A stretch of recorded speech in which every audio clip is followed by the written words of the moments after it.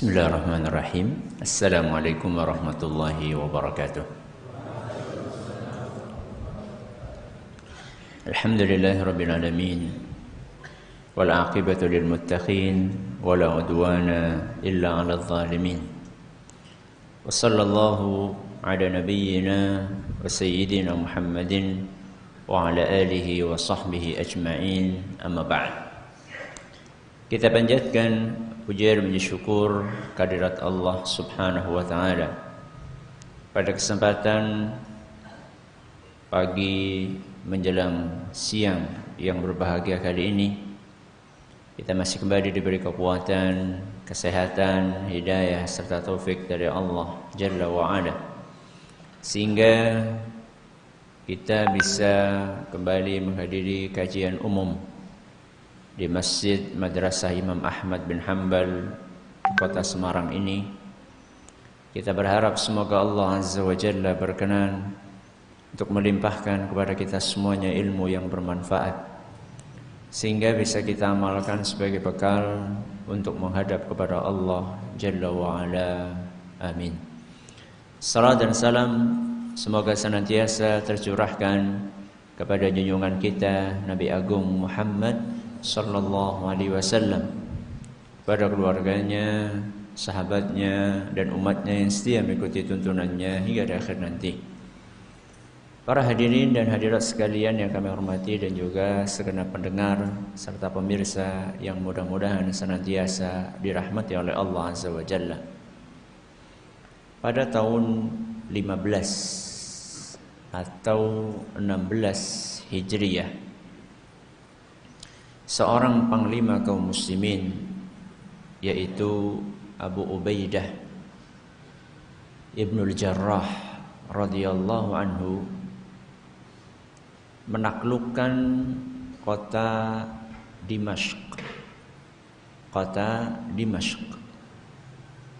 Dan setelah beliau menaklukkan kota Dimashq, beliau berkirim surat kepada kaum Nasrani yang tinggal di kota Elia.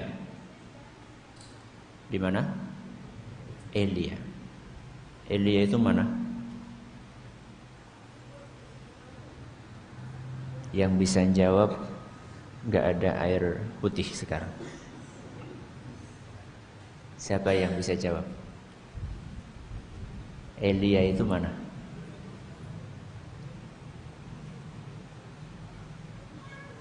Angkat tangan. Syam. Bagus, tapi masih terlalu luas. Barakallahu fiik. Nah, ini hadiah buat antum.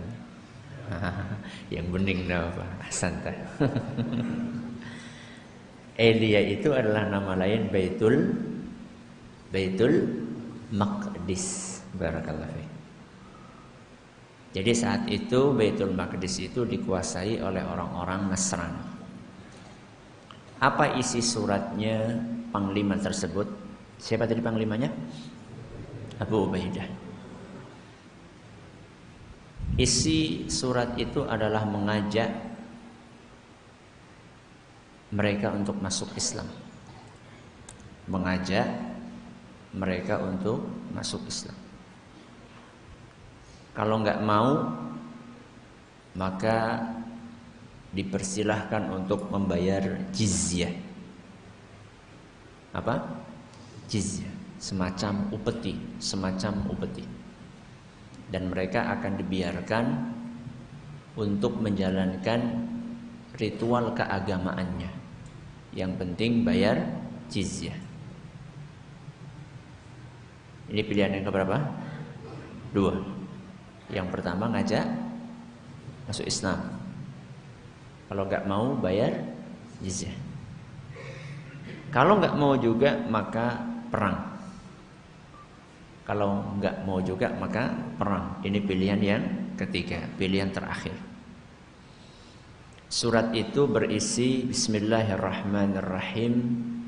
min Abi Ubaidah bin al-Jarrah ila batariqati ahli Ilya wa sukkaniha. Fa in abaitum fa aqirru lana bi'ta'il jizyah. Seandainya kalian tidak mau, maka tunaikanlah jizyah. Wa in abaitum, seandainya kalian tidak mau juga, tidak mau yang mana? Masuk Islam, tidak mau bayar jizyah. Fa in abaitum sirtu ilaikum biqaumin hum ashaddu hubban lil mauti minkum lil hayati wa li syurbil khamri wa aklil khinzir. Kalau kalian tidak mau juga, maka aku akan mengirim pasukan. Yang pasukan ini lebih menyukai kematian. Kecintaannya kepada kematian melebihi kecintaan kalian kepada kehidupan, melebihi kecintaan kalian kepada daging babi, melebihi kecintaan kalian kepada minum khamr. Pasukan yang aku kirim itu lebih suka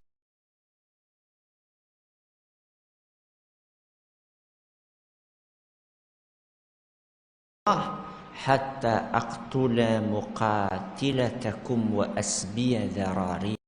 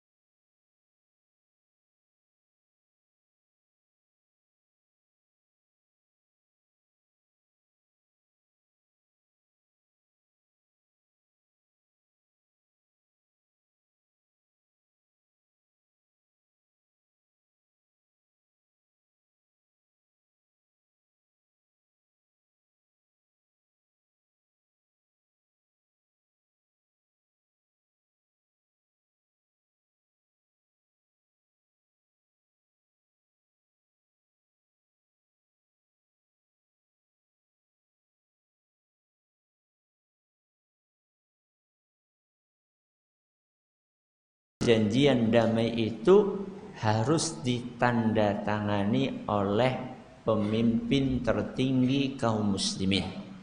Siapa? Umar bin Khattab radhiyallahu anhu. Karena saat itu zamannya kekhalifahan siapa? Umar bin Khattab. Padahal Umar di mana? di Madinah. Akhirnya Abu Ubaidah kirim surat kepada Umar bin Khattab mengharapkan kedatangan beliau. Nah, Umar bin Khattab ini ketika mendapatkan surat dari Abu Ubaidah, beliau bermusyawarah dulu dengan para sahabat yang lain. Dipanggil Utsman bin Affan, dipanggil Ali bin Abi Thalib, dipanggil sahabat-sahabat yang lain. Berangkat. Ya, kalau berangkat iya berangkat, tapi berangkatnya gimana? Berangkat sendiri atau berangkat beserta pasukan?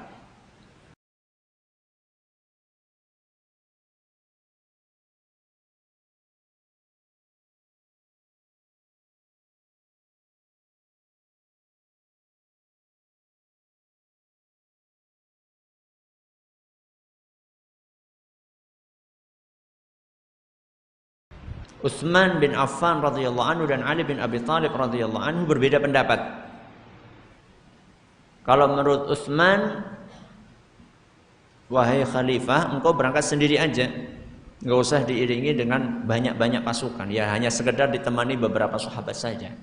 Cukup engkau berangkat beserta dengan beberapa gelintir sahabat, enggak usah banyak-banyak supaya orang-orang salibis itu mereka tidak besar kepala. Ya, merasa dianggap penting gitu ya. Itu nasihatnya siapa? Utsman. Kalau Ali bin Abi Thalib beda. Enggak, wahai khalifah, engkau berangkat beserta dengan pasukan. Buat apa? Siapa tahu mereka butuh bantuan. Jadi enggak mindo gawe nih. Apa mindo gawe nih? Enggak kerja 2 kali. Sekalian aja engkau berangkat beserta dengan pasukan. Akhirnya siapa yang dipilih pendapatnya oleh Umar? Siapa? Ali bin Abi Thalib. Umar memilih pendapatnya Ali. Berarti Umar berangkat sendiri atau sama pasukan? Beserta dengan pasukan. Sudah berjalanlah beliau ya menggunakan tunggangannya, dan seingat saya dalam beberapa riwayat karena tunggangannya terbatas, kendaraannya terbatas, akhirnya mereka itu gantian. Satu tunggangan itu bisa dinaiki oleh 2 atau 3 gantian. Misalnya dari sini sampai 2 orang ya, 2 orang. Satu tunggangan 2 orang. Itu gantian. Dari sini sampai Weleri misalnya, itu jatahnya ana yang naik, nanti teman ana yang nuntun. Nanti dari Weleri ke mana ya? Karena nggak terlalu hafal ya. Kemana? Alasroban. Sampai Alasroban itu jatahnya ana yang nuntun, teman ana yang naik. Gitu terus gantian. Termasuk Umar bin Khattab.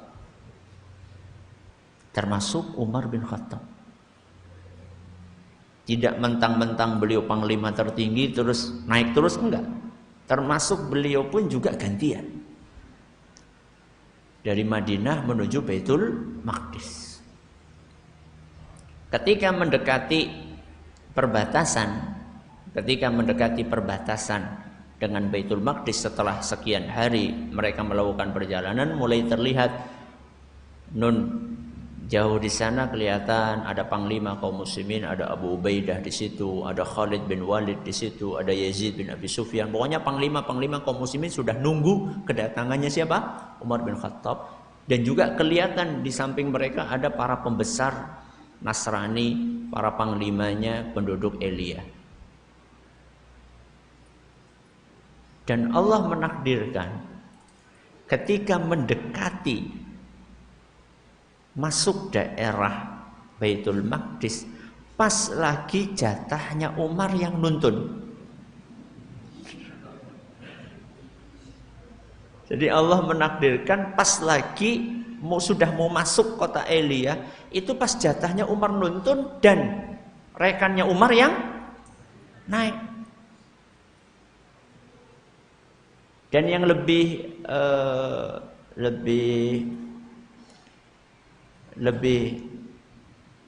memprihatinkan menurut kita, itu pas lagi mau masuk itu ada genangan air. Ada genangan air. Maka apa yang dilakukan oleh Umar? Beliau lepas sandalnya. Beliau tenteng sandalnya. Tangan kiri nenteng sandal, tangan kanan apa? Nuntun onta, di atasnya ada bawahannya. Dan sebenarnya bawahannya ini sudah minta, turun, aku turun. Enggak, ini jatahnya kamu yang naik. Allahu Akbar. Beliau nyeker, nggak pakai apa-apa, alas kaki, tangannya nenteng sandal, yang kiri, yang kanan nuntun onta, di atasnya ada bawahan. Dan beliau melewati genangan air. Dan itu terlihat oleh Abu Ubaidah. Maka sebelum semakin dekat di hadapan para pembesar kota Elia, maka cepat-cepat Abu Ubaidah itu lari menemui, menjemput Umar bin Khattab. Apa kata Abu Ubaidah? Wahai Umar, hari ini Paduka telah melakukan sebuah perbuatan yang sangat hina di mata orang Nasrani. Engkau adalah panglima tertinggi kaum muslimin. Kok bisa-bisanya nyeker sambil nyekeli sandal, nuntun onta, yang di atas onta bawahan, gimana? Apa kata mereka nanti? Lihat jawaban dari Umar bin Khattab. Dengan tegas beliau menjawab, Allah, lau ghairuka yaquluha ya Abu Ubaidah. Abu Ubaidah, kalau yang ngomong ucapan ini selain engkau, sudah aku beri pelajaran.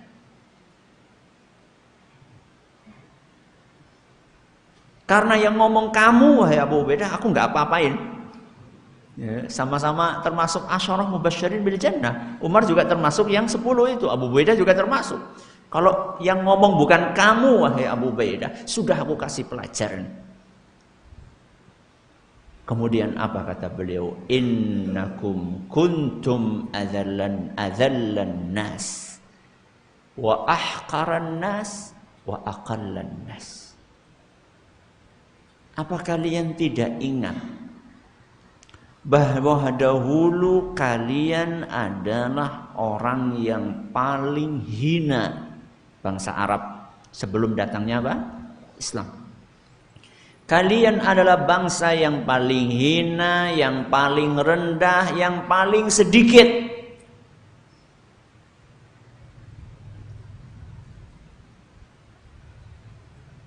Di tengah-tengah dua negara adikuasa. Apa dua negara adikuasa? Persia sama Romawi. Kalian itu nggak dianggap apa-apa, babar belas. Kalian jumlahnya dikit, ribut, saling merampok. Ya, negaranya tandus, kering. Gak ada yang melirik sama sekali dengan kalian. Dulu kalian kondisinya seperti itu. Fa'azzakumullahu bil Islam. Kemudian Allah muliakan kalian dengan Islam. Kalian dahulu terhina, kalian dahulu jumlahnya sedikit, kalian dahulu diremehkan oleh orang banyak. Begitu kalian berpegang dengan ajaran Islam, Allah muliakan kalian. Allah tinggikan kalian, Allah tambah jumlah kalian. Allah bikin musuh-musuh kalian gentar dengan kalian, dengan Islam yang kalian pegang.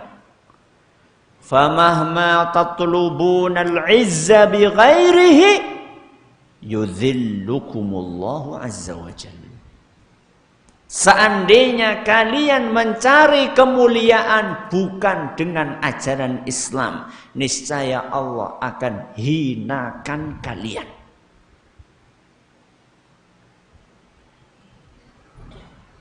Kalimat yang layak ditulis dengan tinta dari emas. Bahwa kalau kita ingin mendapatkan kemuliaan, kejayaan, maka harus kembali kepada ajaran Islam. Ketika umat ini kembali kepada ajaran Islam, maka kejayaan akan Allah karuniakan. Sebaliknya, ketika mereka menjauh dari ajaran Islam, maka kehinaanlah yang akan ditimpakan kepada mereka. Sehingga jangan heran apabila sekarang jumlah kita banyak, tidak ada yang segan. Kenapa? Karena kehinaan Allah timpakan, kita menjauh dari ajaran agama kita sendiri.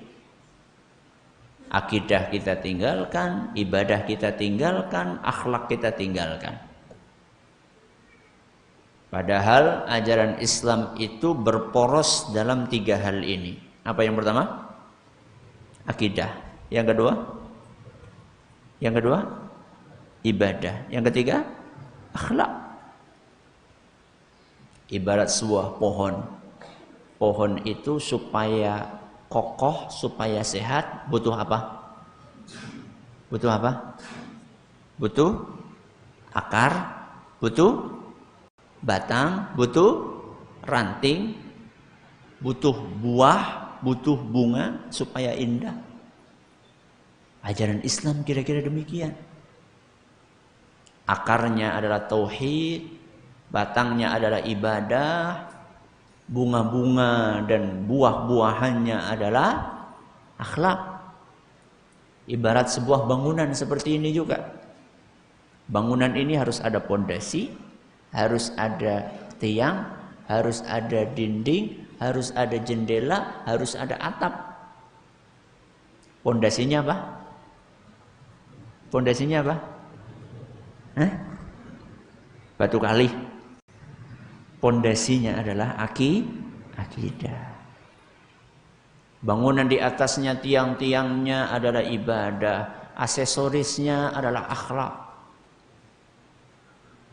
Kalau ada bangunan pondasinya kuat, tiangnya kuat, temboknya kuat, tapi nggak ada jendelanya, gimana? Enak atau tidak? Enak atau tidak? Nggak enak. Akidahnya kuat, ibadahnya tekun, nggak ada akhlaknya. Enak? Nggak enak. Ya. Antum punya pohon, masya Allah, akarnya kuat, batangnya kuat, nggak ada buahnya. Setiap hari cuma ngeruntah terus. Enak? Gak enak. Gak cukup berakidah kuat. Gak cukup beribadah. Harus diiringi dengan akhlak. Tapi akhlak saja gak cukup. Ibarat sebuah bangunan yang masya Allah indahnya luar biasa, tapi gak ada apanya? Gak ada pondasinya. Kalau gak ada pondasinya, apa yang terjadi sebuah bangunan kalau nggak ada pondasinya? Hah? Apa yang terjadi? Ini ada pondasinya nggak? Ini ada pondasinya nggak? Nggak ada. Seindah apapun kalau nggak ada pondasinya, apa yang terjadi? Mudah untuk ambruk. Antum merobohkan ini caranya gimana? Gimana caranya? Kayak gitu saja sudah roboh. Karena nggak ada pondasinya. Coba sekarang, ayo antum berdiri, ayo kita dorong ini. Tembok-tembok ini kita dorong. Ayo bareng-bareng. Ambruk nggak? Enggak. Padahal jumlah antum berapa? Banyak. Ana sendirian ini. Sendirian aja ana. Cuma kayak gini saja sudah jatuh. Ya nanti kalau jatuh ke sana. Ini sudah jatuh. Cuma satu orang aja udah jatuh. Sekarang ini bangunan. Antum semuanya. Ayo bareng-bareng keluarkan tenaga luar dan dalam antum. Gak roboh. Kenapa? Kenapa enggak roboh? Pondasi. Maka ajaran Islam ketika kita ikuti, kita pegang semua sisinya. Apanya tadi? Akidahnya. Terus ibadahnya. Terus akhlaknya. Maka kejayaan, kemuliaan akan kita dapatkan. Sebaliknya, ketika kita menjauh dari ajaran Islam, entah akidahnya kita tinggalkan, ini yang paling parah. Atau ibadahnya kita abaikan, atau akhlaknya juga kita terlantarkan, maka saat itu akan banyak masalah menimpa umat ini. Dan Rasulullah SAW sudah memprediksikan berdasarkan wahyu dari Allah Azza wa Jalla tentang kondisi tersebut. Dalam sebuah hadis yang diriwayatkan oleh Imam Abu Dawud, dan hadis ini nyatakan sahih oleh Syekh Al-Albani. Rasulullah sallallahu alaihi wasallam bersabda, "Yushiku an tada'a 'alaikum kama tada'al akalatu ila qas'atiha." Akan datang suatu masa di mana musuh-musuh bersatu padu dan berlomba-lomba untuk memerangi kalian. Kalian siapa? Umat Islam. Musuh-musuh semuanya bersatu padu, bersepakat, bekerja sama, saling bahu-membahu untuk memerangi kalian, sebagaimana berebutnya orang-orang yang sedang memakan, menyantap makanan yang ada di atas nampan. Antum lebih paham para santri. Satu nampan berapa orang? Berapa? 6. Seandainya di atas nampan itu ada 1 ekor ayam bakar, antum bayangkan nasib ayam tersebut. Bagaimana nasibnya? Sangat mengenaskan. Betul? Ayamnya pasrah dia. Ada yang narik apanya? Pahanya. Ada yang narik sayapnya. Ada yang narik kepalanya. Yang paling mengenaskan yang narik brutunya. Sudah nggak ada lagi, ya udah brutu ya. Itulah gambaran yang digambarkan oleh Nabi kita Muhammad SAW di suatu zaman kondisi umat Islam jadi bancaan. Bancaan itu kan bahasa Jawa Timur ya, betul? Ya. Apa arti Indonesianya? Bancaan itu apa? Makan bareng-bareng. Ya pokoknya jadi santapan lah. Maka ketika mendengar apa yang disampaikan oleh Rasulullah sallallahu alaihi wasallam tersebut, para sahabat heran. Para sahabat heran.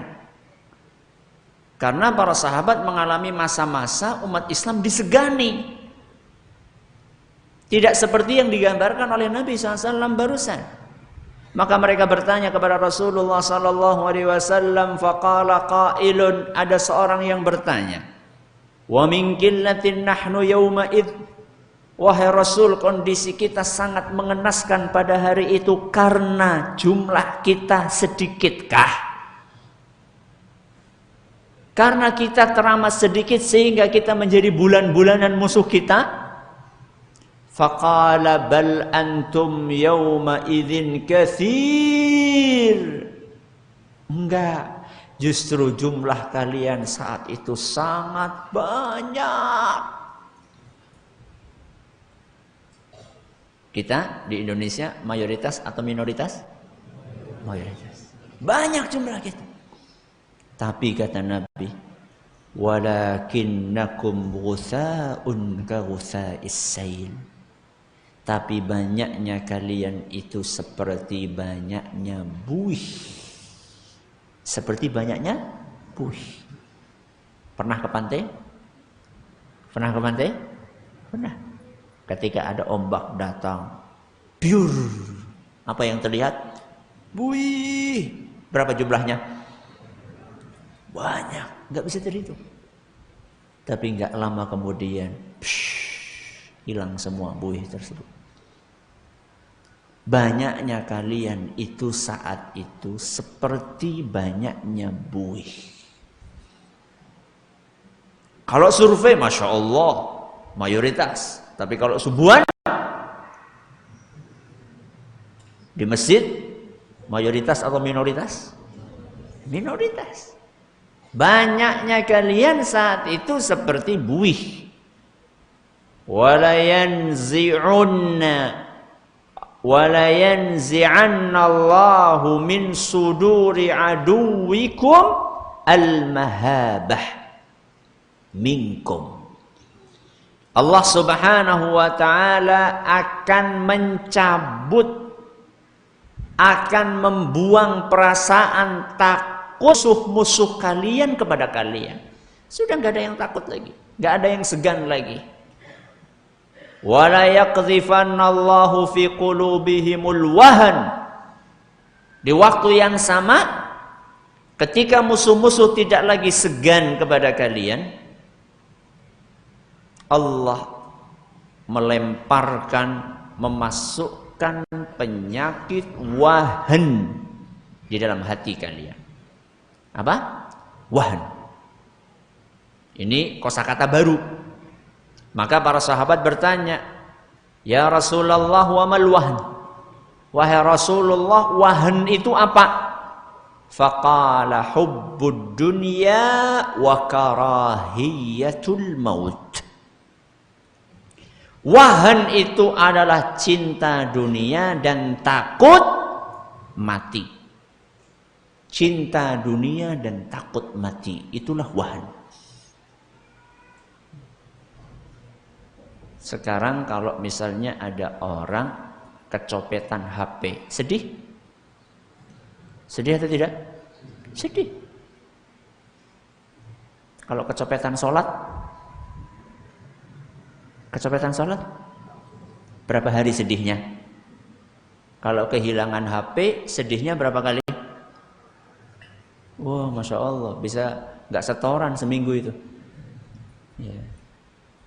Ya, kenapa antum gak setoran baca? Ustaz, ana lagi kondisi psikologis ana lagi terganggu, Ustaz. Kenapa HP hilang, Ustaz? Manusiawi? Manusiawi atau tidak? Manusia. Yang tidak manusiawi itu ketika kita kehilangan sesuatu yang lebih berharga daripada HP, kemudian tidak sedih. Itu yang gak manusiawi. Kehilangan sholat kita, kecopetan sholat kita. Sebagaimana sampaikan kemarin ketika khutbah Jumat. Apa kecopetan sholat? Kecopetan sholat maksudnya apa? Ketika sholat kita tengok-tengok, tolah-toleh, pelirak-pelirik. Pelirak-pelirik apa? Mata atau hati? Dua-duanya. Ketika lagi sholat, pelirak-pelirik mata, Masya Allah. Itu kok pecinya ada merek yang terbaru ya? Sholat kok malah mereknya apa ya? Nomornya berapa ya?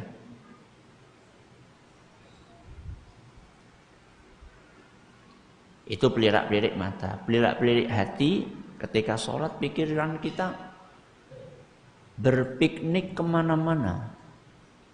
Ya. Mikirin keluarga di rumah, mikirin bisnis, mikirin ini, mikirin itu. Itu kecopetan sholat kita. Kita lebih cinta kepada dunia dan takut mati.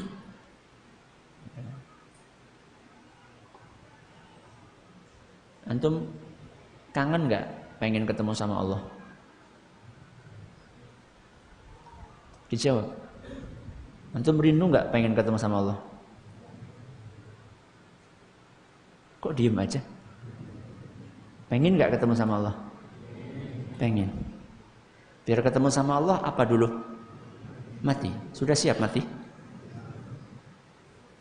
Katanya kangen pengen ketemu Allah tapi nggak mau mati.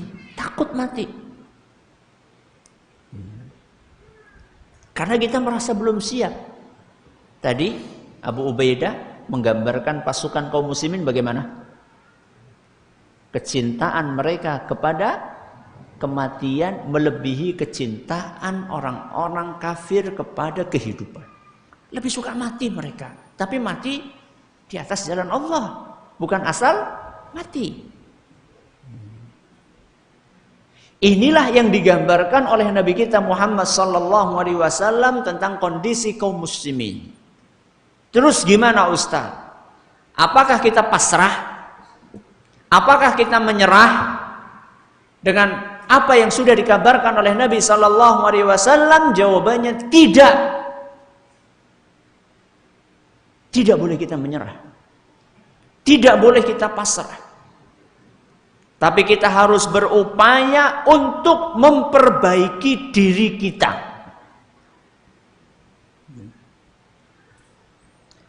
Ketika kita mendekatkan diri kita kepada Allah Azza wa Jalla, maka serangan musuh-musuh Islam itu tidak akan ngefek.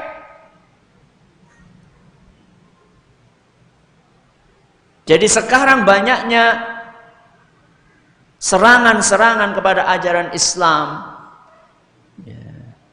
mulai dari yang sunnah-sunnah sampai yang wajib-wajib, mulai dari masalah pakaian sampai masalah ideologi. Jangan membuat kita lantas jadi putus asa.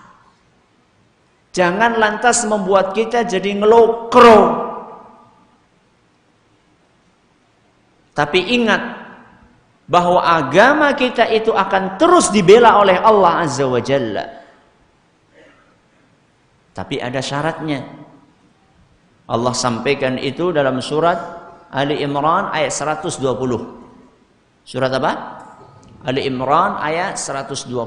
Allah Azza wa Jalla berfirman, wa in tasbiru wa tattaqu la yadurrukum kaiduhum syai'a.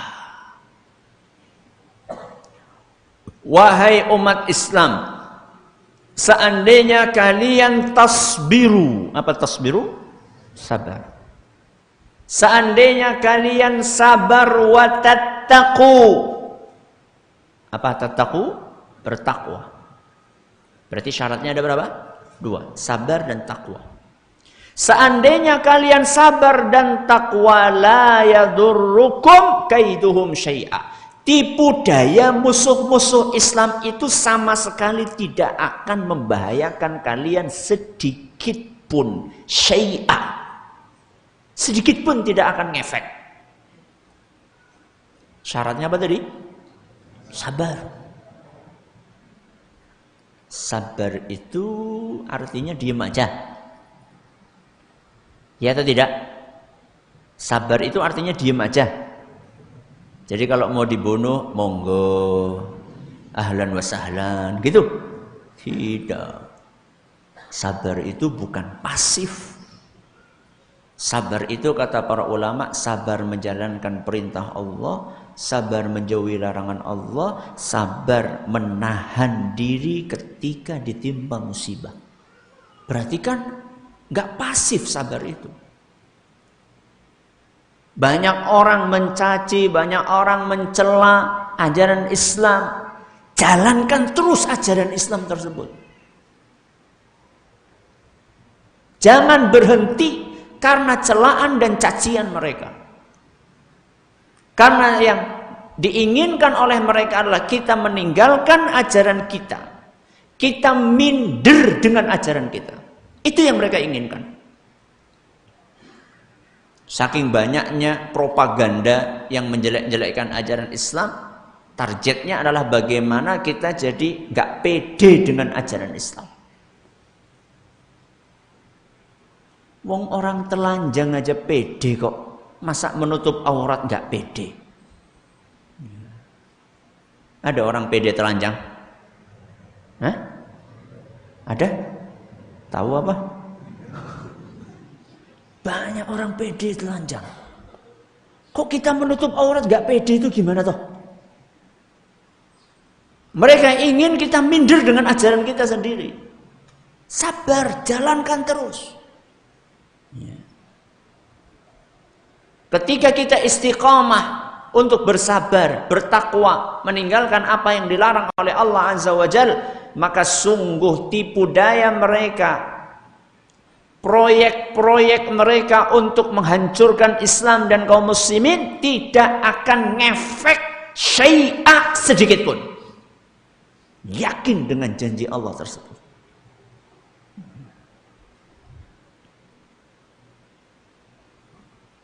Thayyib. Itu kita berbicara tentang pribadi. Sekarang kita berbicara tentang bangsa. Sekarang kita berbicara tentang negara. Ya. Kalau orang Jawa itu mengatakan gemah ripah, loh jinawi, terus sudah lupa antum bahasa Jawa. Gemah ripah, loh jinawi, toto tentrem, kerto raharjo. Apa artinya? Jangan-jangan nggak tahu. Gemah ripah, subur, ya, apa? Subur, adil, makmur, loh jinawi, kaya dengan hasil buminya, tersusun rapi, damai, toto tentrem itu tersusun rapi, kerto raharjo, damai, sejahtera. Itu kan yang kita inginkan. Kalau bahasa Al-Quran apa? Baldatun thayyibatun wa rabbun ghafur. Negeri yang baik, yang aman, yang diberkahi, yang diampuni oleh Allah Subhanahu wa ta'ala. Itulah cita-cita kita. Itu cita-cita yang tinggi apa yang rendah? Tinggi atau rendah? Tinggi. Dan kaidahnya setiap cita-cita yang tinggi pasti butuh perjuangan. Itu kaidahnya seperti itu.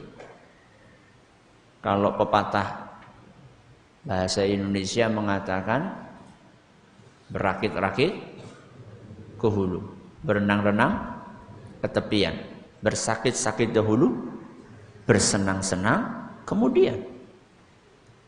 Orang yang ingin mendapatkan menggapai cita-cita mulia, maka dia harus berkorban. Orang yang ingin negeri ini menjadi gemah ripah loh jinawi toto tentrem kerto raharjo baldatun thayyibatun wa rabbun ghafur, itu butuh perjuangan.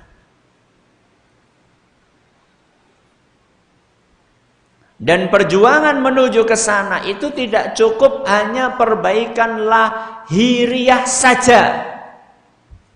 Tapi selain perbaikan lahiriah harus ada perbaikan batiniyah. Lahiriah itu apa? Lahiriah itu apa? Luar. Batiniyah itu dalam. Negara yang maju itu bukan hanya dilihat dari oh masya Allah pasarnya megah, mallnya mewah, jalannya alus, jembatan di mana-mana, bangunannya gede-gede. Bukan cuma itu.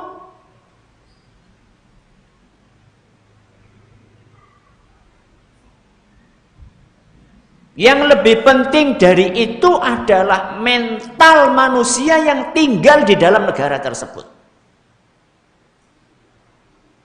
Konon di sebuah negara antah berantah ada sebuah negara yang ingin melindungi negara tersebut dari serangan musuh, sehingga negara itu bisa stabil, kuat, tidak runtuh. Maka apa yang dilakukan? Yang dilakukan adalah membangun tembok raksasa. Membangun apa? Tembok raksasa. Tembok yang sangat tebal, yang sangat tinggi mengelilingi negara tersebut supaya tidak bisa ditembus oleh senjata apapun. Dan betul, setelah tembok itu selesai dibangun, mengorbankan ratusan atau ribuan orang untuk kerja paksa. Singkat cerita, tembok itu jadi.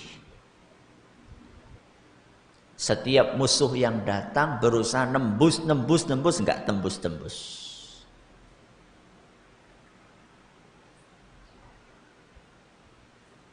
Penguasa negeri itu lupa, terlalu sibuk untuk membangun fisik, lupa membangun mental. Terlalu sibuk dengan lahiriah, melupakan apa? Batiniyah. Karena musuh gagal nyerbu sana, nyerbu sini, nggak bisa tembus. Akhirnya apa yang mereka lakukan? Apa kira-kira yang mereka lakukan? Tembok itu ada gerbangnya atau tidak? Ada gerbangnya atau tidak? Ada loh, nggak ada gerbangnya gimana mau masuk, gimana mau keluar? Ada gerbangnya. Gerbangnya dijaga atau tidak? Dijaga, ketat juga. Kalau nggak bisa nembus temboknya, berarti apa yang perlu ditembus? Apa yang perlu ditembus? Orang yang jaga. Orang yang jaga. Wani piro. Ya. Mulai disuap.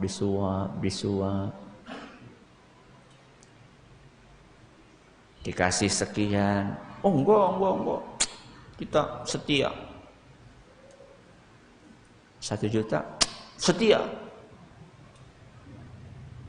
10 juta setia,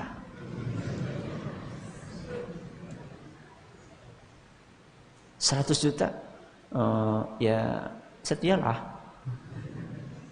1 M bisa diatur. Rapuh, kokoh bangunannya, rapuh mental manusia. Dengan cara seperti itu, belum lagi memasukkan narkoba, candu untuk membuat pasukan negeri itu kecanduan dengan narkoba. Dirusak mentalnya. Suap, candu, terus gitu. Sampai akhirnya bobol. Apanya yang bobol? Temboknya yang raksasa itu? Bukan. Orang-orangnya bobol.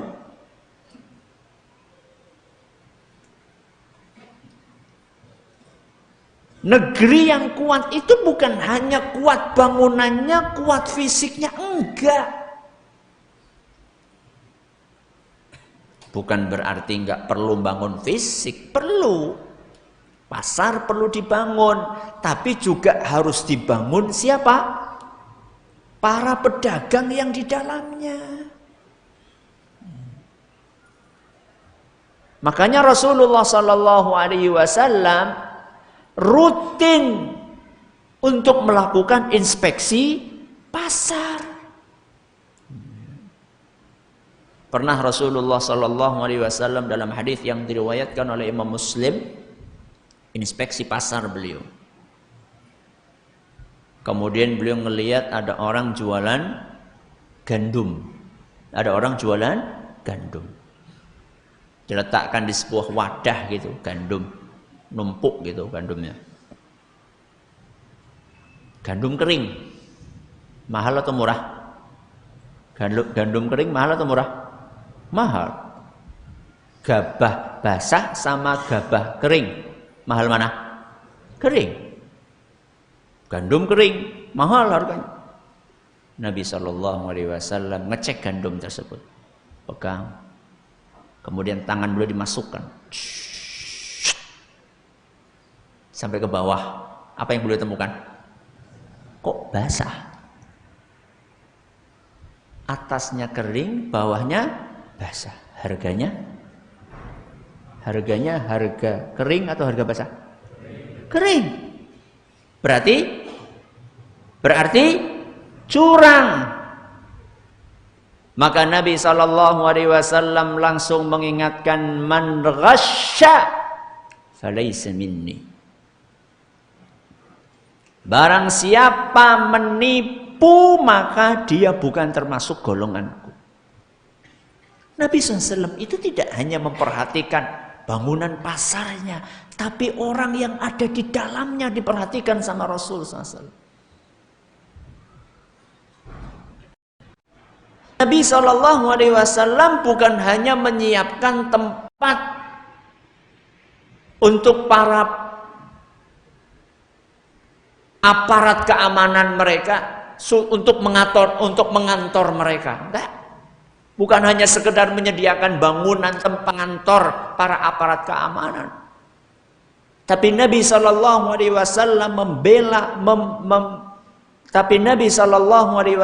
berusaha untuk menggembleng mental mereka sebagai seorang aparat keamanan. Tidak tebang pilih. Hukum ditegakkan kepada semua orang siapapun dia. Dan itu dicontohkan langsung oleh Nabi kita Muhammad sallallahu alaihi wasallam. Ketika ada seorang wanita dari suku yang terpandang, namanya suku Al-Makhzumiyah. Suku apa namanya? Al-Makhzumiyah. Ini suku Ningrat. Suku Ningrat.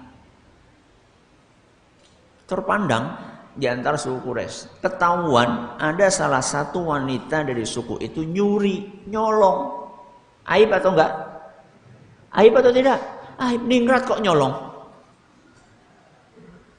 Akhirnya orang-orang di suku tersebut mereka bingung bagaimana caranya agar masalah ini tidak membesar.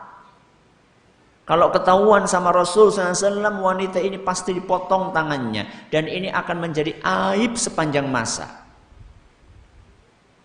Mereka mau melobi Nabi SAW, nggak berani. Karena mereka tahu bahwa Nabi SAW itu dalam masalah hukum, beliau tidak pandang bulu. Maka akhirnya mereka melakukan pendekatan kepada orang yang sangat disayangi oleh Rasul SAW. Siapa? Siapa? Hibbu Rasulillah SAW. Anak kesayangan Rasul SAW. Siapa? Siapa? Hah? Usamah bin Zaid. Siapa? Usamah bin Zaid. Usamah, ayo dong lobi Nabi SAW supaya beliau berkenan untuk menggugurkan hukum kepada wanita yang mencuri tersebut dari suku kamu. Maka Usamah bin Zaid, karena beliau belum tahu masalah itu, maka beliau pun datang menemui Rasul SAW, minta dispensasi agar wanita tersebut tidak dieksekusi. Begitu mendengar apa yang disampaikan oleh Usamah, maka Nabi SAW marah besar. Beliau minta para sahabat untuk dikumpulkan di masjid. Lalu beliau SAW naik mimbar. Sampai di atas mimbar beliau berkata, ala innama ahlakal ladzina qablakum annahum kanu idza saraqa fihimus syarifu tarakuh wa idza saraqa fihimud dha'ifu aqamu alaihil had. Ketahuilah wahai para sahabatku, bangsa-bangsa sebelum kalian itu hancur gara-gara apa? Gara-gara tebang pilih. Seandainya yang mencuri adalah Ningrat,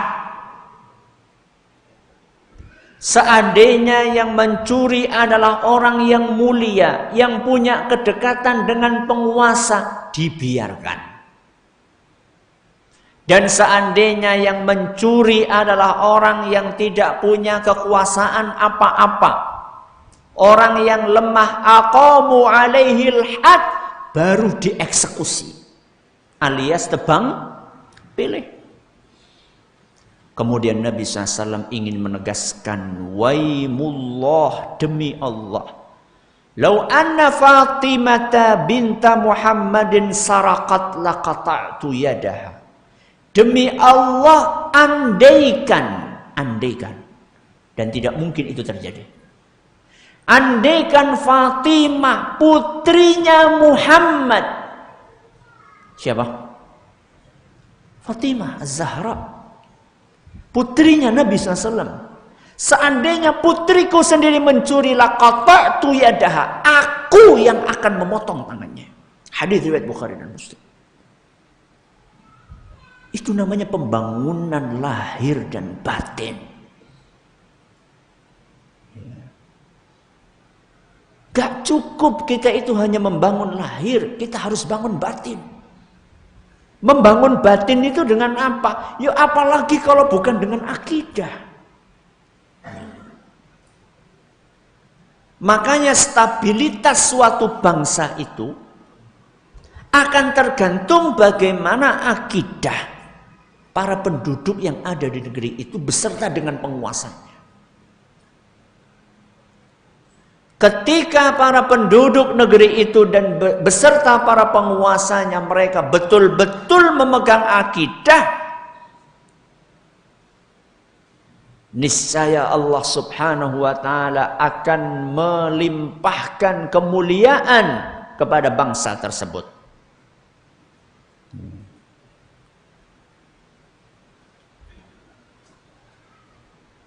Tapi akidah yang dimaksud di sini bukan sembarang akidah. Akidah itu kan kalau diterjemahkan apa?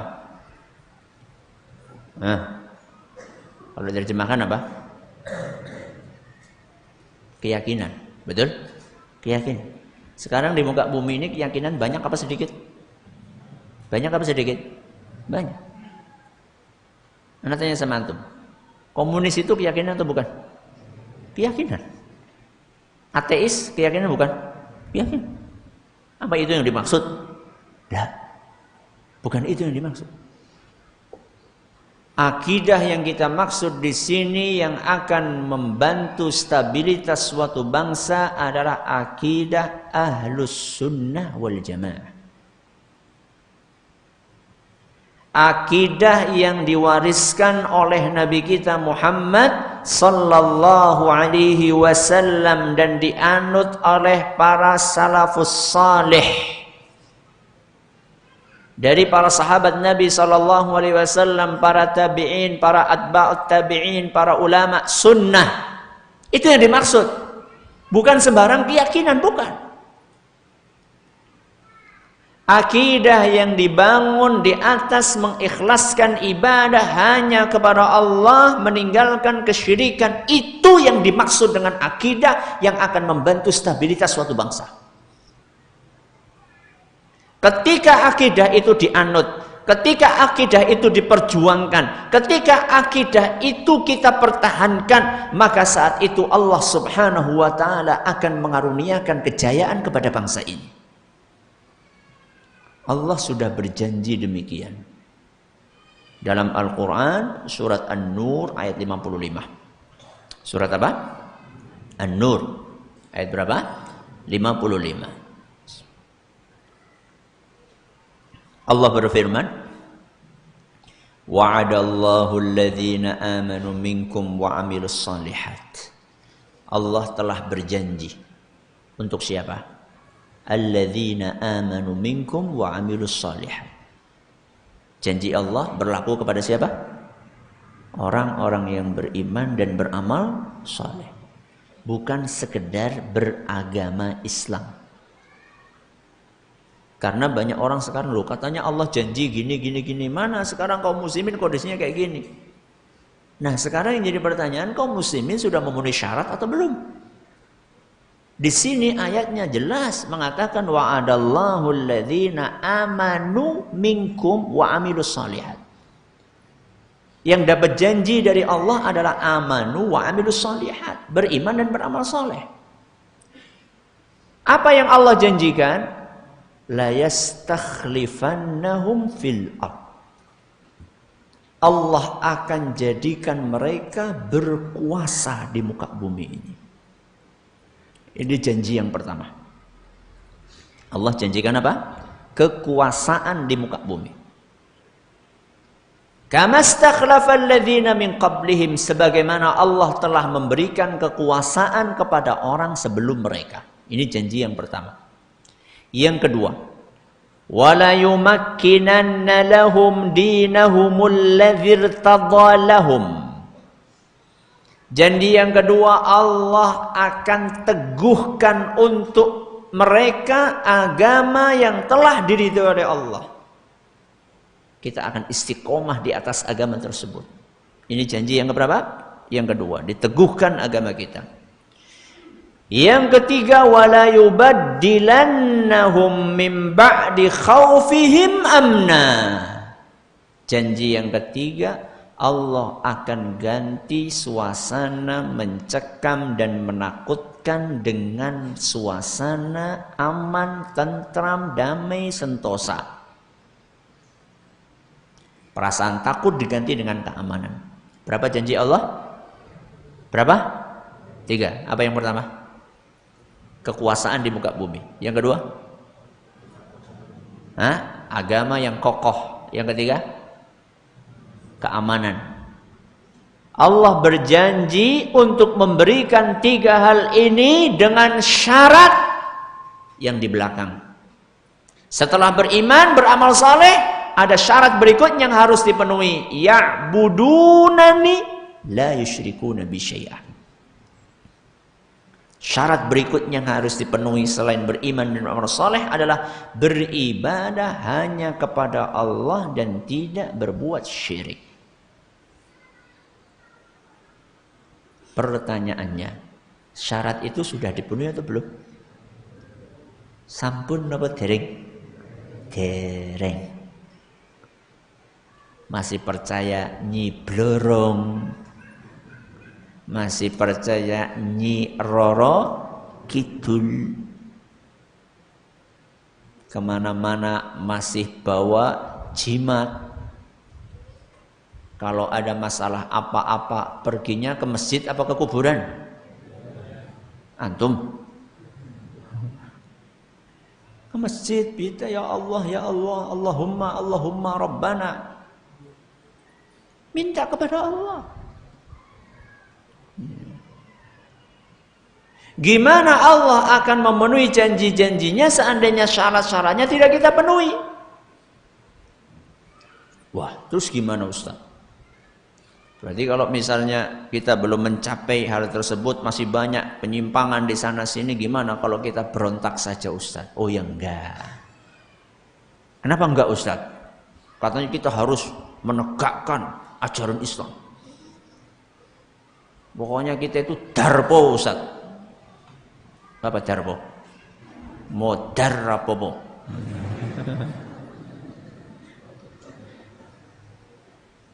Oke. Semangat itu penting. Semangat itu penting. Tapi semangat itu harus diikuti dan dibekali dengan apa? Ilmu. Mari kita dengarkan nasihat Rasulullah sallallahu alaihi wasallam.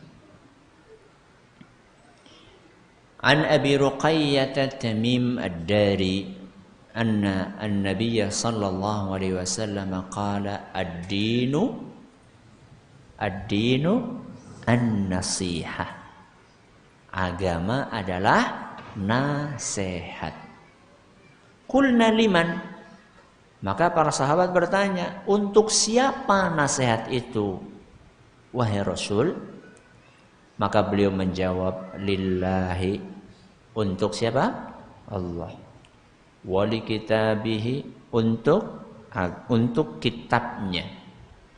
Wali rasulihi, untuk rasulnya. Wali a'immatil muslimina, untuk para pemimpin kaum muslimin wa ammatihim, dan kepada rakyat secara umum. Ada berapa nasihatnya? 5. Tapi yang akan kita bahas sekarang adalah yang keempat. Apa yang keempat tadi? Untuk para pemimpin kaum muslim. Pemimpin itu mencakup ulama dan umara. Ya. Karena di sini Nabi SAW menggunakan kata wali a'immati. A'immah. A'immah itu artinya adalah pemimpin.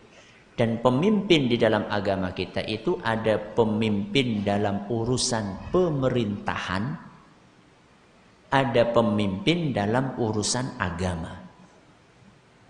Kalau pemimpin dalam urusan pemerintahan itu penguasa, pemimpin dalam urusan agama itu siapa? Ulama. Nah, yang akan kita bahas pada kesempatan kali ini adalah pemimpin dalam urusan pemerintahan. Ana pernah sampaikan itu dalam sebuah artikel, sudah pernah Ana sampaikan di daurah 2005 itu berapa tahun yang lalu? Sekarang 2000 berapa? 19. 2005 berarti berapa? 14 tahun yang lalu di Masjid UGM. Ketika Ana masih muda dulu. Sekarang udah agak tua. Nasihat kepada pemerintah itu apa?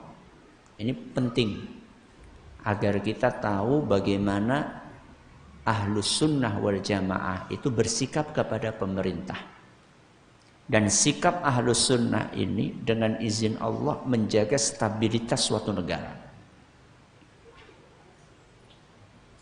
Ahlus Sunnah itu bukan penjilat, dan Ahlus Sunnah bukan pemberontak. Apa? Ahlus Sunnah bukan apa? Penjilat dan bukan pemberontak. Ahlus Sunnah itu bukan eki, bukan eka. Apa eki? Ekstrem kiri. Dan bukan eka, ekstrem kanan. Wa kadzalika ja'alnakum ummatan wasata. Ayatnya itu. Kami jadikan kalian sebagai umat yang pertengahan. Umat pertengahan itu bukan enggak memihak kemana-mana, salah. Bukan seperti itu. Umat pertengahan itu enggak ekstrem kanan, enggak ekstrem kiri, memihak kebenaran. Itulah umat pertengahan. Nah, dalam kaitannya dengan sikap kepada pemerintah, nasihat kepada pemerintah, apa maksudnya? Satu, kata para ulama kita. Ahlus Sunnah itu meyakini kepemerintahan mereka. Ahlus Sunnah meyakini kepemerintahan mereka, kepemimpinan mereka. Ini yang pertama. Barang siapa yang tidak meyakini kepemimpinan mereka, berarti dia belum menunaikan nasihat untuk penguasa. Kenapa demikian? Karena bagaimana akan menaati pemerintah kalau dia tidak meyakini bahwa mereka adalah pemerintah?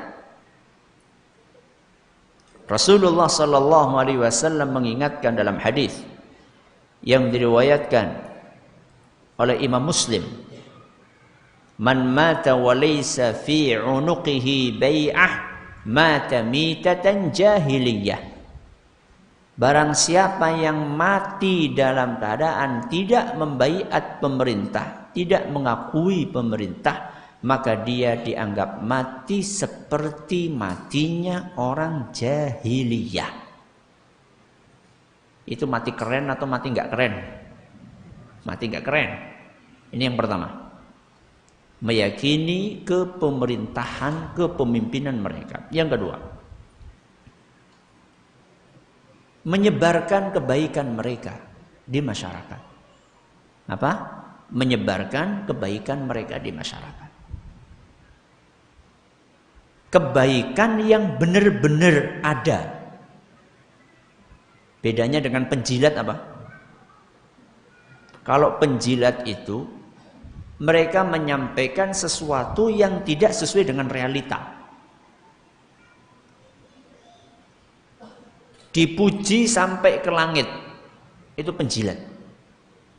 Kalau ahlus sunnah yang baik betul-betul ada, baik sebarkan. Kenapa? Karena ketika kebaikan itu disebarkan, akan muncul perasaan cinta, suka, senang kepada pemerintah. Ketika rakyat mencintai pemerintah, maka mereka akan mentaati aturan, segala sesuatunya pun akan berjalan dengan baik. Ketika segala sesuatu berjalan dengan baik, yang akan diuntungkan adalah kita semua. Ini yang kedua. Yang ketiga, menaati perintah dan larangan mereka. Menaati perintah dan larangan mereka. Ini bagian dari nasihat. Selama Selama tidak melanggar aturan agama.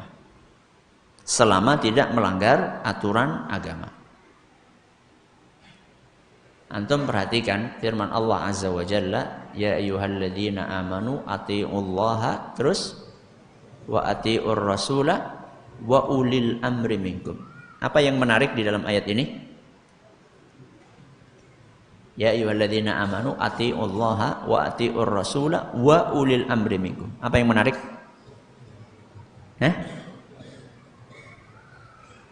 Pengulangan kata kok diem aja? Dengerin baik-baik. Ya ayyuhalladzina amanu atiiullaha wa atiiur rasula wa ulil amri minkum. Pengulangan kata apa? Ati'u. Berapa kali diulang? 2. Yang pertama atiiullah, taati Allah. Yang kedua atiiur rasul, taati rasul. Yang ketiga wa ulil amri, dan pemerintah kalian. Tidak ada pengulangan kata ati'u di ulil amri. Apa artinya? Artinya nggak taat gitu? Artinya apa? Nggak ada pengulangan itu artinya apa? Artinya ketaatan kita kepada Allah sifatnya mutlak. Ketaatan kita kepada Rasul SAW sifatnya mutlak. Sedangkan ketaatan kita kepada pemerintah tidak mutlak. Tidak mutlak itu maksudnya apa? Tergantung apa yang mereka perintahkan. Kalau mereka memerintahkan kebaikan, taat. Contoh apa? Contoh. Rambu-rambu lalu lintas. Itu kebaikan atau kejelekan? Lampu merah, kuning, hijau, traffic light, itu kebaikan atau kejelekan? Kalau jenengan ketemu lampu kuning gimana? Ngegas apa ngerem? Nah, gue.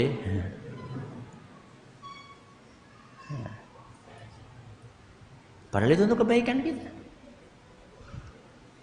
Anda ingat sekali Syekh Ibrahim bin Amir Ar-Ruhaili hafizahullah ta'ala.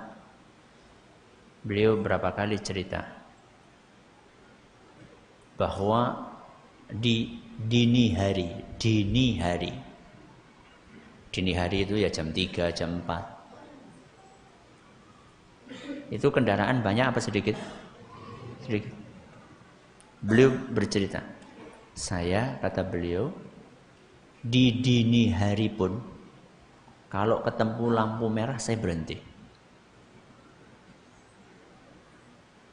Walaupun jalanan sedang apa? Sepi. Dan saya berharap saya dapat pahala dari yang saya lakukan itu. Karena Allah menyuruh kita untuk taat kepada pemerintah selama tidak melanggar aturan agama. Yang jadi pertanyaan, lampu merah, kuning, hijau itu melanggar aturan agama atau tidak? Tidak. Tidak melanggar. Maka berarti taat. Terus yang melanggar apa Ustadz? Pemerintah melarang kita sholat misalnya. Umat Islam nggak boleh sholat. Manut? Oh, no way. Ya. Enggak. Ketaatan kita kepada Allah mutlak.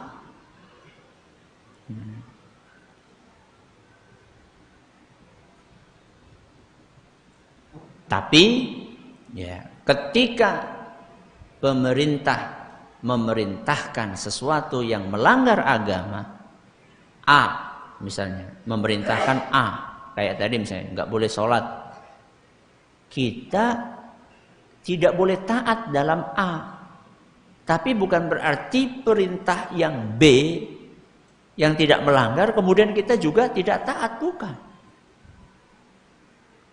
Yang kita tidak taati adalah yang melanggar agama, yang tidak melanggar tetap kita taati.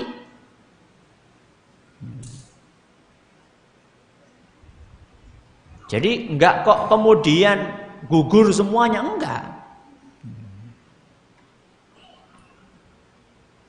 Ini yang keberapa ini? Yang keberapa?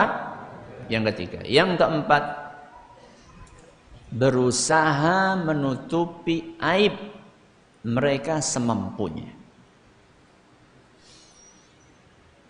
Berusaha menutupi aib mereka semampunya.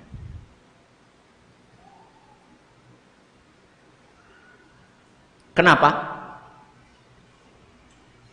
Karena kalau kita beberkan aib mereka, yang muncul adalah perasaan benci, jengkel, dongkol dari masyarakat kepada pemerintah. Jadi kalau kita tahu aib, tutupi. Jangan disebarkan. Wah, jadi penjilat kalau kayak gitu, Ustaz. Oh enggak. Menutupi aib itu bukan berarti membiarkan. Ini orang salah paham di sini. Saya berapa kali terlibat diskusi dengan sebagian yang pokoknya kita kudeta, kita berontak. Ketika kita bawakan dalil-dalil yang memerintahkan kita untuk bersabar, untuk taat, untuk patuh, terus membawakan, oh berarti kita membiarkan mereka melakukan semaunya. Loh, beda. Menutupi aib itu bukan membiarkan aib. Menutupi aib itu aib yang sudah ada, gak usah disebar-sebarkan. Kemudian kita berusaha memperbaiki. Dan ini poin yang kelima. Kalau yang keempat itu adalah apa tadi? Berusaha menutupi aib. Yang kelima berupaya menasehati mereka semampunya.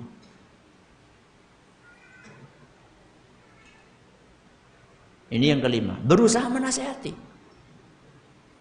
Jadi bukan berarti menutupi aib itu membiarkan aib. Oh salah persepsi Anda, bukan. Mereka melakukan kesalahan, jangan disebarkan kesalahan itu, tapi disembunyikan terus kita nasihati dia. Makanya tadi saya katakan Ahlus Sunnah itu bukan penjilat. Penjilat itu adalah yang membiarkan aib, ya, bahkan membenarkan aib. Itu penjilat. Wong salah kok dikatakan apa? Benar. Salah dikatakan salah, tapi dengan etika. Makanya Nabi SAW mengajarkan kepada kita agar dalam menyampaikan nasihat kepada siapapun, apalagi kepada pemerintah, itu ada etikanya. Etikanya apa? Lemah lembut. Apa etikanya? Etika nasihat lemah lembut. Gak usah Nggak usah pemerintah, kita saja itu kalau dinasehati dengan bahasa yang kasar, gampang atau nggak menerimanya? Susah. Ingat, apa pesannya Allah Azza wa Jalla kepada Nabi Musa dan Nabi Harun ketika diutus untuk menasehati Fir'aun? Apa pesannya? Faqula lahu qawlan layyina. Faqula lahu qawlan layyina. Wahai Musa, wahai Harun, sampaikan nasihat kepada Fir'aun dengan cara yang lembut. Ana tanya sama antum, pemerintah kita dengan Fir'aun lebih jahat mana? Nah, Fir'aun masih sholat, pemerintah kita masih sholat. Fir'aun belas itu apa? Belas itu takkid, takkid Jawi, ya. Babar belas. Bahkan dia mengaku Tuhan, ana rabbukumul a'la. Allah tahu nggak Fir'aun itu matinya kafir? Fir'aun bakalan mati kafir. Allah tahu? Tahu. Walaupun demikian, tetap Allah nyuruh Nabi Musa dan Nabi Harun untuk menasihati dengan cara yang lembut. Sekarang Anda tanya, emang antum tahu bagaimana akhir hidup kita dan pemerintah kita? Gak tahu. Ya. Akhir hidup kita sendiri kita gak tahu, apalagi akhir hidup orang lain. Faqula lahu qawlan layyina. Kenapa? La'allahu yatadzakkaru aw yakhsha. Siapa tahu dengan kata-kata yang lembut itu Fir'aun mau ikut nasihatmu, mau takut kepada Allah. Al-Quran surat Toha ayat 44. Surat apa? Toha ayat 44. Apalagi Ustaz etika kasih nasihat? Etika berikutnya adalah sampaikan sembunyi-sembunyi. Sampaikan secara apa? Sembunyi-sembunyi. Kalau sembunyi-sembunyi berarti bukan di depan umum. Itu namanya sembunyi-sembunyi. Sebagaimana yang dinasihatkan oleh Nabi kita Muhammad SAW dalam hadis yang diriwayatkan oleh Imam Ahmad dan Imam Al-Haythami mengatakan para perawinya thiqat, terpercaya dan sanadnya muttasil, bersambung. Dan Syekh Al-Albani mengatakan hadis ini sahih, yaitu sabda Nabi SAW, man arada an yansaha lidhi sultan fala yubdihi alaniyah. Barang siapa yang ingin menyampaikan nasihat kepada pemerintah, janganlah menyampaikannya secara terbuka di depan umum, jangan. Terus gimana? Walakin ya'khudhu biyadih. Akan tetapi genggamlah tangannya, menyendirilah dengannya. Fa in qubila minhu fadzak. Seandainya nasihat itu diterima, ya alhamdulillah. Wa illa kana qad adda alladhi alaih. Seandainya tidak diterima, maka kita sudah menunaikan kewajiban kita. 4 mata. Ustaz, ana itu siapa Ustaz 4 mata? Wong ana mungkin baru sampai ke pintunya saja sudah disuruh pergi. Gimana saya menyampaikan nasihat mata? Surat.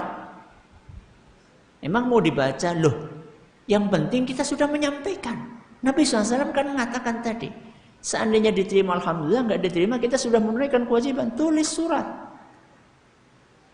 Ada cara lain Ustaz? Ada. Bukankah pemerintah itu punya orang-orang dekat? Lewat orang-orang dekat. Ya. Ada pengusaha, ada ulama, ada bawahan, ada ajudan. Lewat sarana-sarana tersebut. Ya.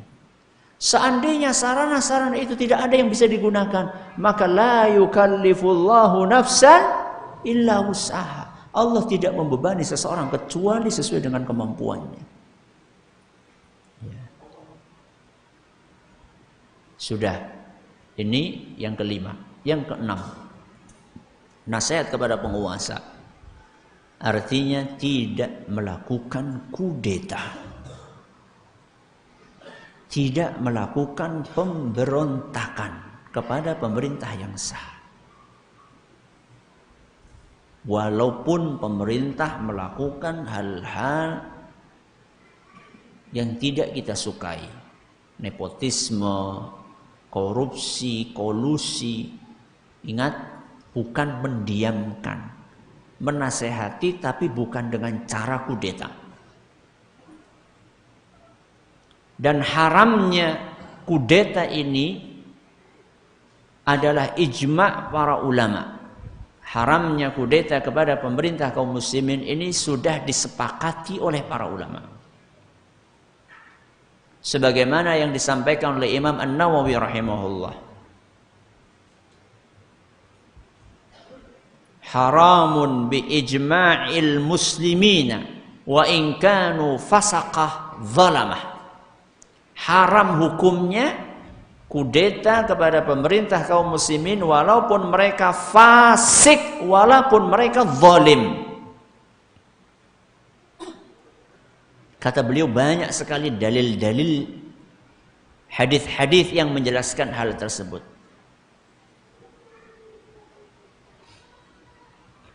Dan yang menukil ijma itu bukan hanya Imam Nawawi, masih banyak ulama yang lainnya. Apa hadis yang menyebutkan hal tersebut? Di antaranya banyak hadisnya, cuman saya bawakan satu hadis yang diriwayatkan oleh Imam Muslim. Man wali alaihi walin, barang siapa yang dipimpin oleh seorang penguasa, faraahu ya'ti syai'an min maksiatillah, kemudian dia, rakyat itu melihat penguasanya melakukan berbagai macam maksiat kepada Allah, falyakrah ma ya'ti min maksiatillah, hendaklah dia membenci perbuatan maksiat mereka tersebut, wala yanzi'anna yadan min ta'ah, dan jangan hal itu menyebabkan dia tidak mentaatinya.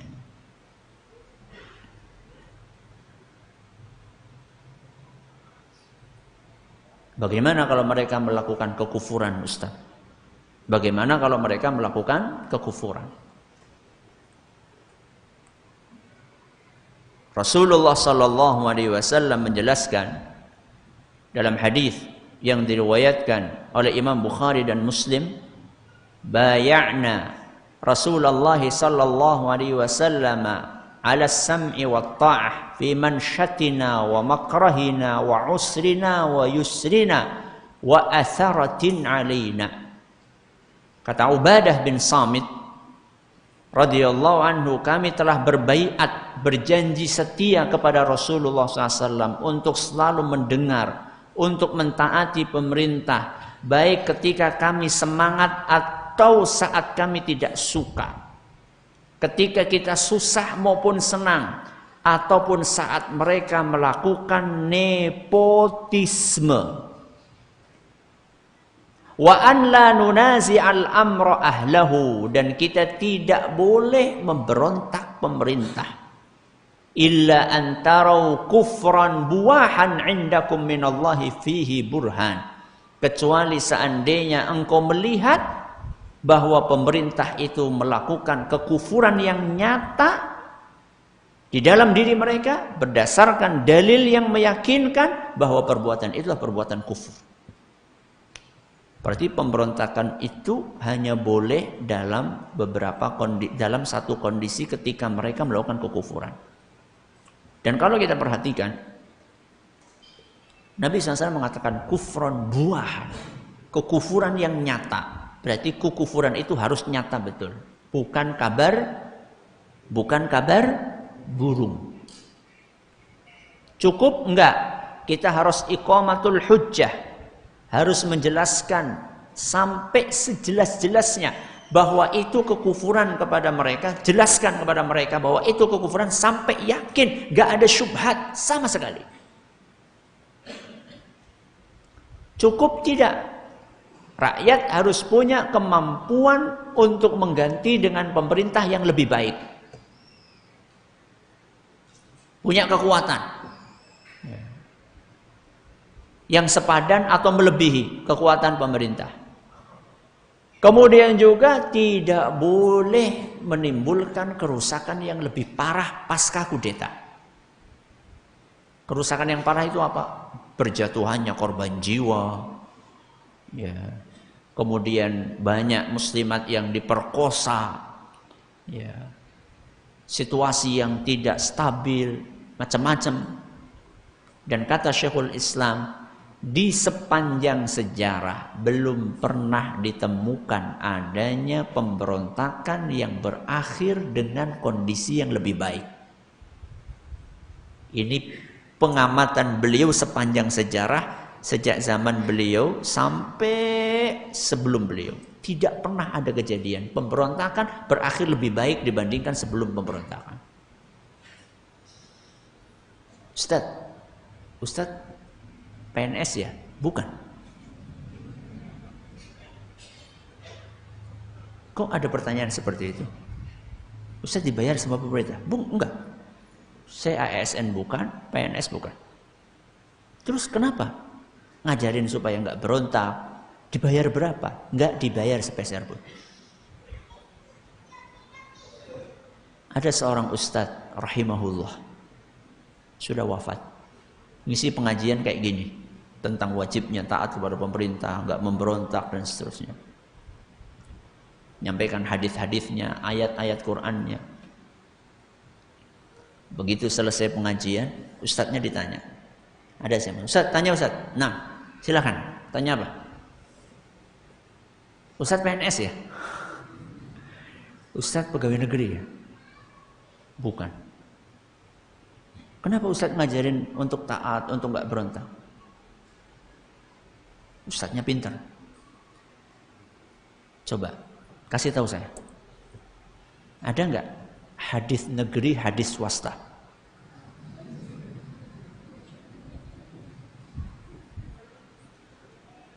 Bingung nih, yang ditanya bingung.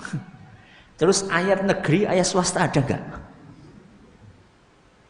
Ijma negeri, ijma swasta.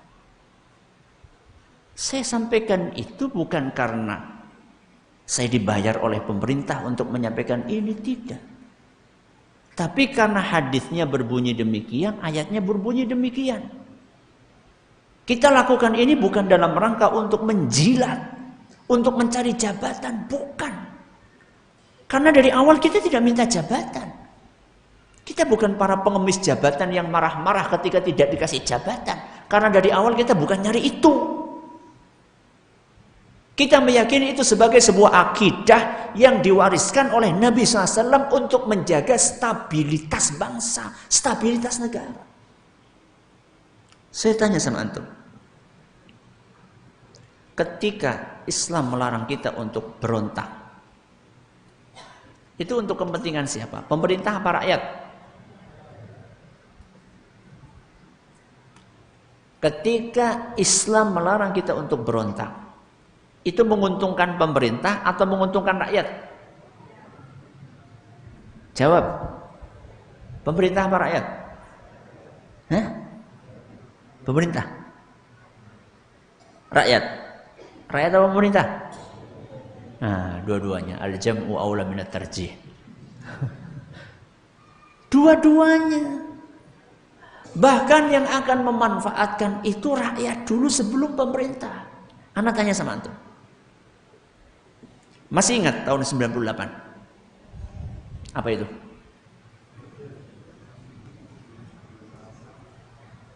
Apa itu? Jadi ada orde lama, ada orde baru, ada orla, ada orba, ada order. Orde lama, orde baru, orde reformasi. Ya. Reformasi. Ana tanya sama antum, di tahun 98 itu yang paling banyak jadi korban penguasa atau rakyat? Nah, penguasa atau rakyat? Berarti yang paling rugi siapa? Rakyat. Ana bukan pendukung Pak Harto loh ya. Nanti kemudian ada mengatakan, oh Ustaz ini lebih enak zamanku toh. Ya memang dalam satu sisi kita merasakan itu kan. Coba saat itu ya kita lagi-lagi beliau rahimahullah, mudah-mudahan diampuni oleh Allah, mudah-mudahan dirahmati oleh Allah. Saat itu harga-harga lebih stabil atau saat ini? Nah, yang mengalami masa-masa itu, nah, lebih stabil mana? Saat itu. Masih ingat antum dulu? Bensin harganya berapa? Berapa? Berapa? 500 rupiah. Ya. Beras terpenuhi, ya. Walaupun di sana sini banyak kekurangan, namanya juga manusia, nggak ada manusia yang sempurna. Rasulullah SAW baru. Ya. Tapi yang ingin saya garis bawahi di sini adalah ketika ada kudeta, ketika ada pemberontakan, yang akan disusahkan pertama kali bukan pemerintah tapi rakyat. Pemerintah gampang, tinggal lari pakai helikopter. Jenengan lari pakai apa? Ontel. Bisa kabur ke sana kemari kita. Jadi jangan berpikir begitu sempit bahwa ini untuk kepentingan penguasa, untuk kepentingan kita semuanya. Ya penguasa ya siapa? Rakyat. Makanya ada sebuah ungkapan, negeri yang dipimpin oleh penguasa yang zalim lebih baik daripada negeri yang tidak ada pemimpinnya sama sekali. Ya. Tetap masih mending ada apanya? Ada pemimpinnya. Kalau nggak ada pemimpinnya, yang terjadi adalah hukum apa? Rimba. Siapa yang kuat, dia yang berkuasa. Sekarang saya tanya, rata-rata rakyat kuat atau lemah? Lemah. Berarti yang kuat siapa? Ya mereka yang punya duit, yang punya jabatan, yang punya backing ini dan itu. Adapun mayoritas rakyat mereka lemah sehingga mereka yang jadi korban. Yang terakhir, yang ketujuh adalah mendoakan kebaikan untuk mereka. Apa? Mendoakan kebaikan untuk mereka. Imam Ahmad dan juga ulama yang lain mereka mengatakan, andaikan aku punya satu doa yang mustajab, niscaya aku akan gunakan doa itu untuk mendoakan kebaikan buat siapa? Buat pemerintah. Coba orang-orang yang banyak mencela pemerintah di medsos atau dimanapun, pernah nggak mereka itu menyisihkan waktu untuk mendoakan pemerintah supaya dibuka hatinya oleh Allah Azza wa Jalla? Tulus. Lagi-lagi bukan dalam rangka menjilat. Tulus mendoakan mereka. Pernah. Padahal mencaci maki tidak menyelesaikan masalah. Ya, mendoakan itu solusi untuk menyelesaikan masalah, insyaallah. Jadi kesimpulannya, Ahlus Sunnah wal Jamaah, akidah mereka adalah akidah yang menjaga stabilitas bangsa. Kenapa demikian? Karena mereka tidak mengajarkan memberontak yang akan menyebabkan negara hancur berkeping-keping, juga bukan termasuk orang yang mendiamkan kemungkaran. Karena mendiamkan kemungkaran juga bisa membuat kehancuran bangsa. Mereka tidak berontak, juga tidak mendiamkan kemungkaran. Mereka balance, ya. Imbang. Berontak tidak, diam juga tidak. Nah, menjilat juga tidak. Mereka berusaha menasehati semampunya dengan etika-etika yang diajarkan oleh Islam, kemudian mendoakan agar hati mereka dibuka oleh Allah dan hati kita juga dibuka oleh Allah Azza wa Jalla untuk menerima kebaikan pas sesuai dengan apa yang kita rencanakan. jam 9. Mudah-mudahan yang sedikit ini bermanfaat. Terima kasih atas perhatiannya. Mohon maaf atas segala kurangannya. Kita tutup dengan membaca doa kafaratul majlis. Subhanakallahumma wa bihamdika asyhadu an la ilaha illa anta astaghfiruka wa atubu ilaik. Wassalamualaikum warahmatullahi wabarakatuh.